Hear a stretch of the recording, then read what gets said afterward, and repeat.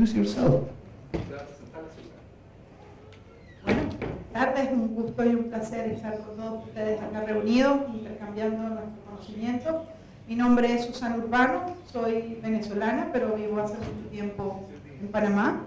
Trabajo para Red Internacional, en la Oficina Regional para América Latina y el Caribe, donde soy la coordinadora para la temática de reducción de riesgo de desastres y punto focal de mi organización para GNDR.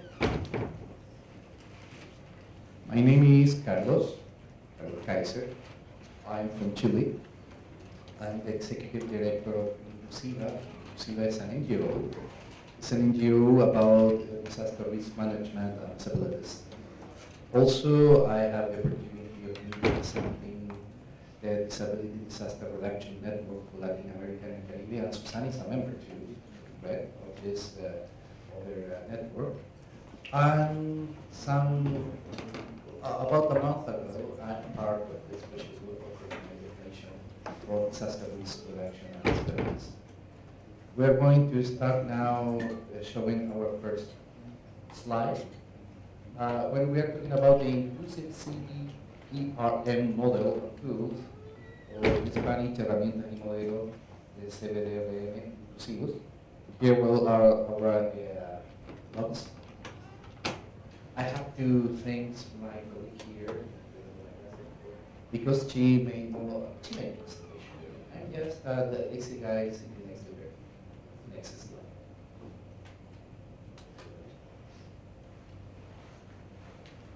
So, what's inclusion?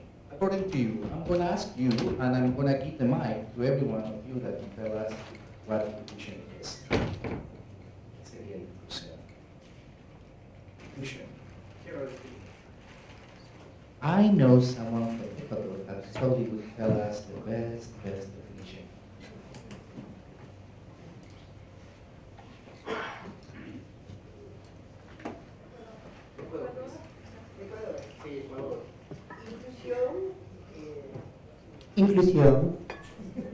Inclusión es que todos, todas, en nuestras diversidades que son múltiples, podamos mirar y trabajar en conjunto.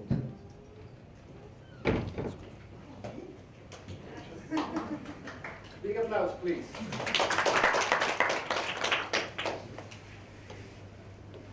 The next person that really wants to talk about inclusion and have the opportunity of their life.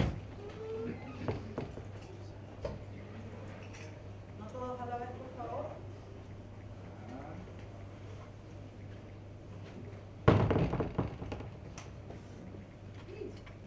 No? Yeah. Blue verde. Woo. ¿Qué es inclusión? Quizás debería de trasladar la pregunta hacia qué vamos a hacer para la inclusión, y espero que esta sea una de las buenas oportunidades para que sepan qué estamos haciendo dentro del red global en cuanto al tema de la inclusión.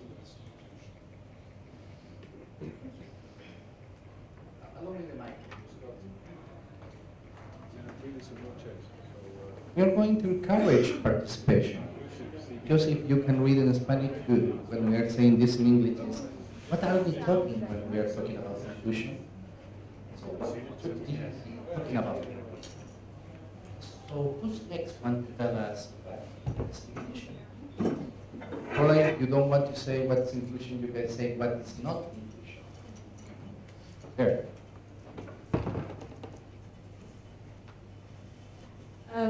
From my understanding, inclusion is deliberate effort to include people or involve people in activities like those people that we know and don't participate because of other factors like disability,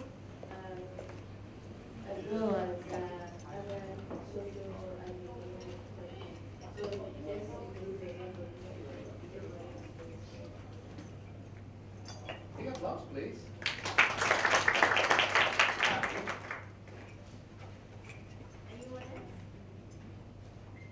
Right. So it feels so good when you talk about inclusion.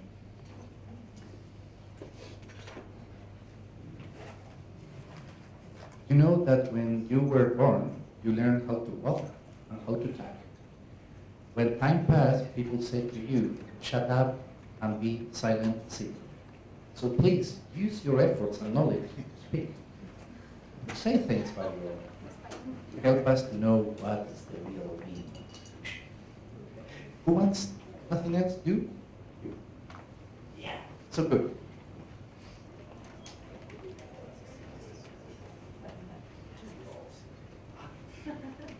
Quizá la inclusión es la capacidad de mirar lo diferente y tomarlo como a beneficio y como enriquecernos y no tomarlo como amenaza.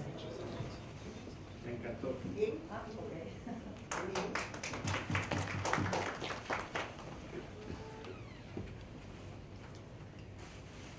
I'm going to use her last definition and also yours. We people tend to act out of fear. We fear what's different. We fear what's so different that is kind of being subversive. The ugly truth is this thing about inclusion we kind of represented about exclusion as an opposite. What does it happen? In my case, it happened because most of the time people don't want us to be here. Don't know how to cope when we are really here. And most of the time don't ask us what to do. It's the same that happened with women.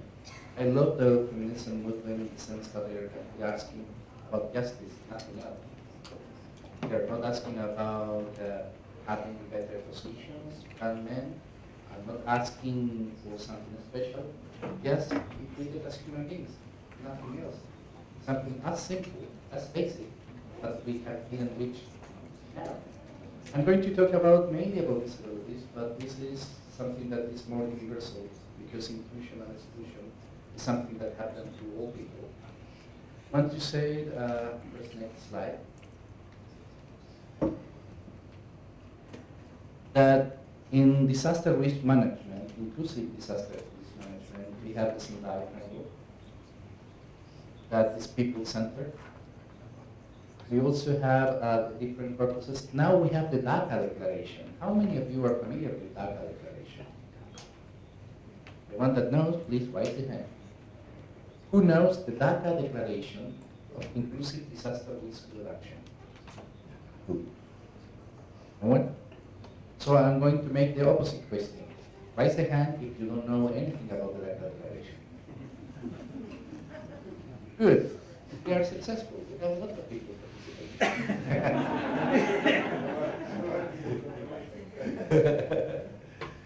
So Sendai is supposed to be inclusive.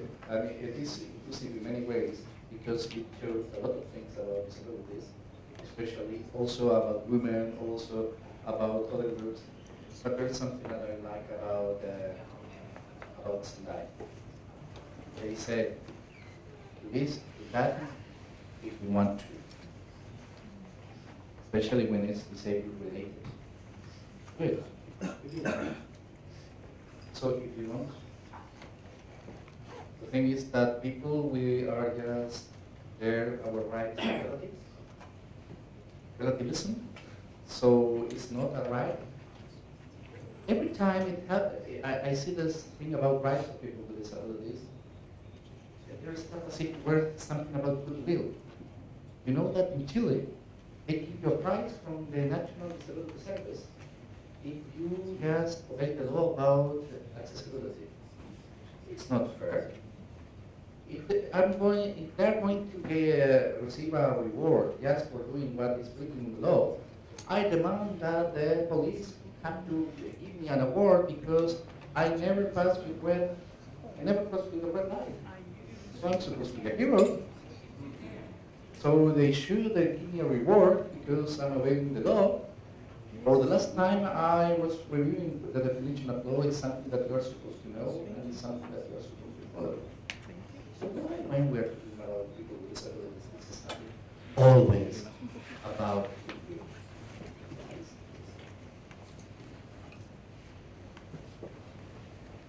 Well, here there are some models that could tell us about exclusion.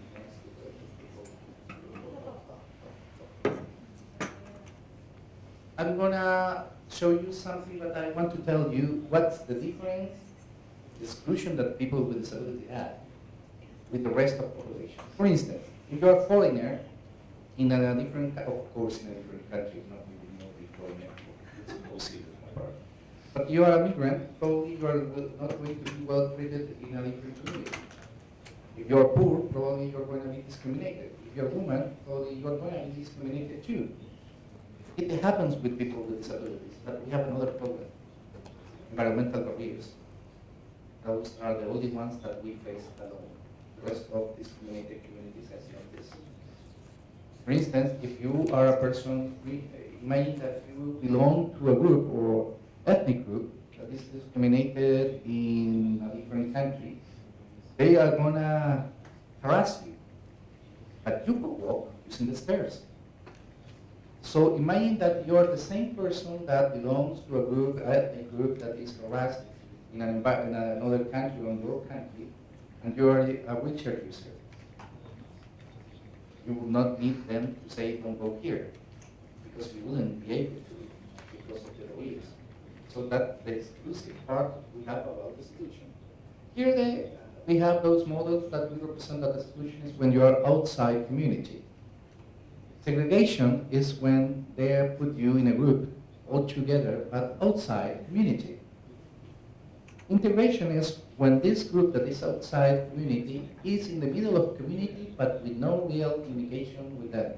You don't belong there. Then we have inclusion, that is when you are just part of a community in any role or capacity. But here we have to be so careful and clear. Probably the problem is that we're putting too many tags in order to make definition about people.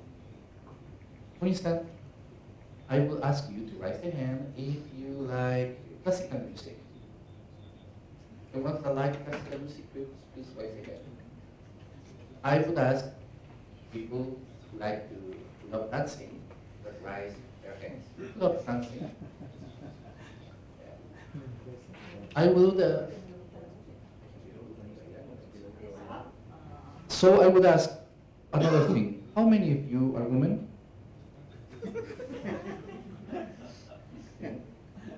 How many of you watch TV?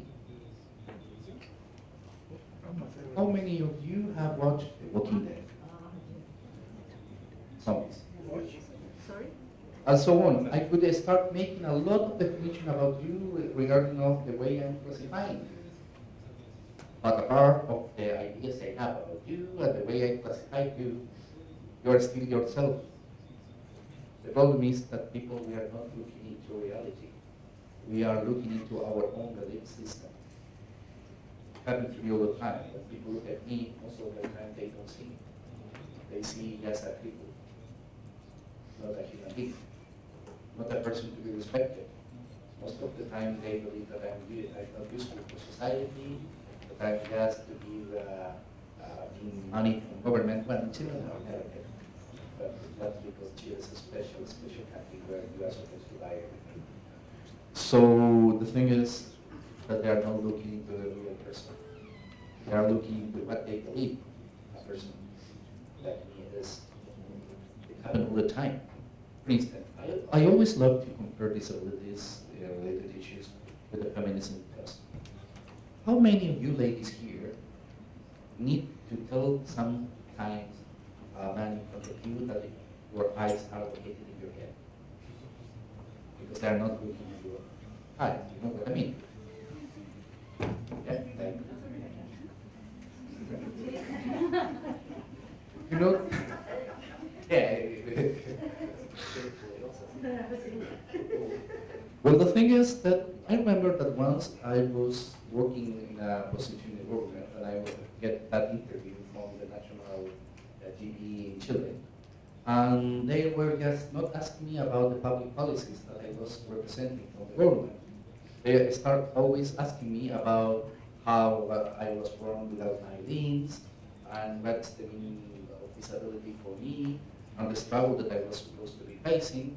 And I remember that I was in prime time TV in the main news, and I said to them, You know, I'm feeling uncomfortable here. I'm feeling as if I were a very smart lady, a professional woman, that is present just to be in front of the host, and you're looking at my breast. You're not looking to my eyes, and the equivalent to my breast here are my lips. So please, director, yes, if you want to see them, here you have. I have no limbs. Everyone knows this in the country. So that we have been just through this. Would you please ask me about my job and not about my physical appearance? That happened 10 years ago. So it's continuing happening because, as I said, that's the problem that we are facing when we are talking about inclusive disaster risk management. Most of agencies are not looking into us as people that can contribute. They're just asking yourself, how can we better serve them? How can we better serve them? No, how can we better work together? The first assumption is that we are useless people, that we are the dancer in distress, just in the high tower of the castle, waiting for the knight in shining armor to rescue us. They're not looking to us as able people to work, that can work for a better future for everyone. So here we have what has been happening. First image, there is a baseball game, and you have all these kids trying to look the baseball game. The first one can look it because he's tall, the second one barely can, and the third one not. But exclusion. The second one is not that good. It's better because they are just using some elements in order to decrease the risk of exclusion. There are adaptations, but that's the goal of the deal. Next. It's what we call barrier-free society. It's what we call universal design. That's the real meaning of this. I'm going to tell you something very important when we are talking about disaster risk management and disaster risk reduction. We're talking about people with disabilities. Environmental barriers decrease our level of performance. For instance, I can move myself here, but if you put some steps, I would not be able to get across, not easily. If I do this, I would do this with a lot of difficulty. Imagine that I'm a deaf person, so I'm not able to listen to what any word you said. And you're saying, run! And I was supposed to run for my life. Imagine that we have different barriers, and all those barriers are present everywhere. So the thing is that if your ability to perform, in this case, instant evacuation, or another key aspect, decreased during a hazardous event, possibilities of survival decrease, possibility of injury decrease. So what's the key of this? The elimination of all the barriers. But barriers are not just, physical stuff, but cultural stuff. If they think that we cannot participate, if they don't bring us the opportunity to be there, we are not going to be there. We are not going to participate. We are not going to share wisdom. We are not going to share knowledge. We are not going to be represented. And we are not going to be in this capacity in all the groups we belong, because I have to remind you. I have to remind you this.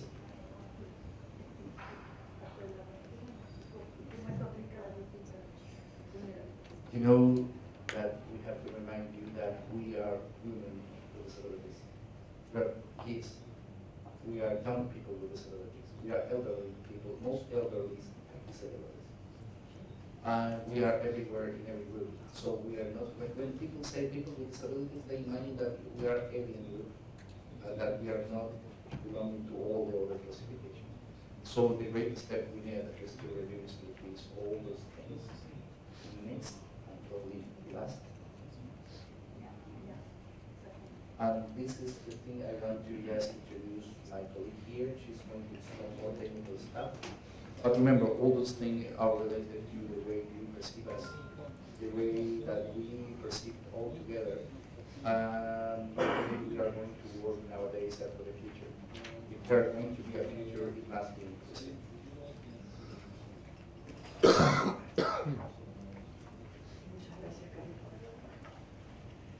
Bueno, ahora les voy a hablar un poco de los aspectos importantes para CBDRM inclusiva, pero al final, y hasta mañana estábamos reflexionando en nuestra mesa de trabajo, tenemos que evitar a toda costa, si queremos establecer un verdadero enfoque basado en la comunidad, en la gestión del riesgo de desastre, tenemos que dejar de hacer reducciones. De que cuando desde el marco de Sendai nos están diciendo que tenemos que trabajar con los actores pertinentes, jóvenes, mujeres, personas con discapacidad, grupos indígenas, no quiere decir que efectivamente vamos a hacer una guía para la reducción del riesgo de desastre para personas con discapacidad, una guía para reducción de riesgo de desastre en género, no, justamente para nosotros poder impactar. Eso está vinculado, ¿cierto?, a uno de nuestros objetivos estratégicos de GNDR, ¿cierto?, impactar de una mejor manera en la primera línea. Tenemos que empezar a entender que el gran desafío, lo discutíamos esta mañana, es cómo efectivamente nosotros nos vinculamos y democratizamos el conocimiento, de cómo incluimos verdaderamente a las personas y trabajamos bajo un verdadero enfoque centrado en las personas.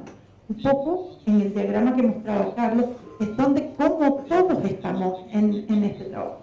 Ahorita yo les voy a mostrar un sencillo ejemplo de esto y la intención, a lo mejor, no, con lo que vamos a mostrar estamos descubriendo el agua tibia, pero siempre bajo la premisa de que tenemos que considerar desde nuestro trabajo a nivel comunitario, desde un enfoque basado en la comunidad, para que este sea sostenible, pueda ser institucionalizable, los elementos que vamos a ver a continuación. Bueno, institucionalmente nosotros podemos sustentar que para construir la resiliencia, y bajo la cual nosotros trabajamos con una población sujeto, en el caso de RED son los jóvenes, su familia, su inmediato entorno, que es su familia y su comunidad, pero esto aplica perfectamente a cualquiera de ellos, donde nosotros nos vamos paseando desde la organización del equipo de trabajo, es decir, desde la organización a nivel comunitario, desde la familia hacia la comunidad, donde entonces tenemos que tomar en cuenta una verdadera caracterización de las personas, no verlos como desde el enfoque basado en la comunidad, no verlos como un beneficiario. Eso es una de las primeras cosas que tenemos que hacer, dejar de ver a las personas en los proyectos como beneficiarios, sino como participantes, como los sujetos de derechos de ni siquiera vamos a dejar de llamar nuestro trabajo intervenciones. En la acción humanitaria tendemos a hablar de la gente como beneficiario y no son beneficiarios, son participantes. ¿Uno? Dos, nosotros no hacemos intervenciones, nosotros trabajamos para la comunidad, desde la sociedad civil, si es que somos organizaciones que trabajamos desde la base. ¿Vale?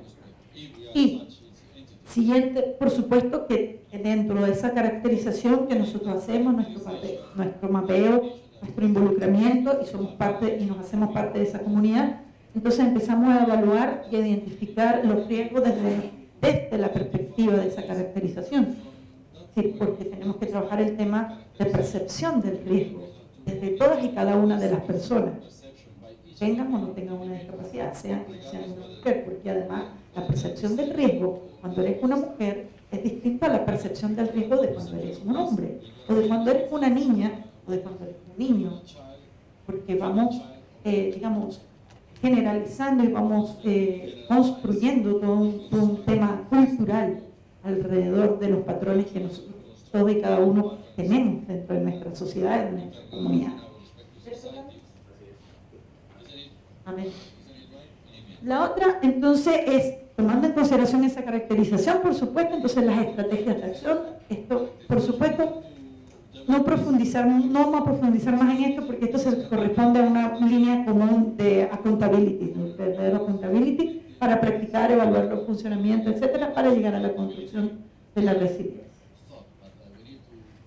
Entonces tenemos un enfoque centrado en las personas, pero dentro de todas estas personas tenemos que verlas así, no segregándolas en cada uno de estos elementos. Son todas personas. Ese es el enfoque.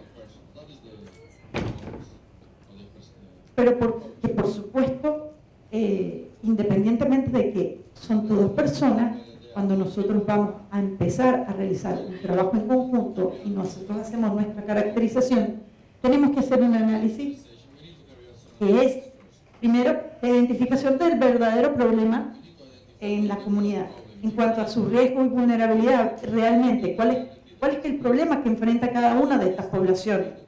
Sus barreras, la caracterización cultural, por ejemplo, porque hay, por ejemplo, en las comunidades indígenas hay estructuras matriarcales más que patriarcales, por ejemplo, como es la cosmovisión que ellos tienen, o por ejemplo, en una comunidad muy en particular, la existencia estadísticamente comprobable del número de personas con discapacidad, estableciendo los distintos tipos de discapacidad, porque no es lo mismo, por ejemplo, cuando trabajamos en una comunidad de ladera, tenemos un alto porcentaje de personas con movilidad reducida, a una comunidad donde sencillamente no hay una ladera que enfrentar, porque no hay pendiente. Entonces, todo eso se va conjugando en el detalle.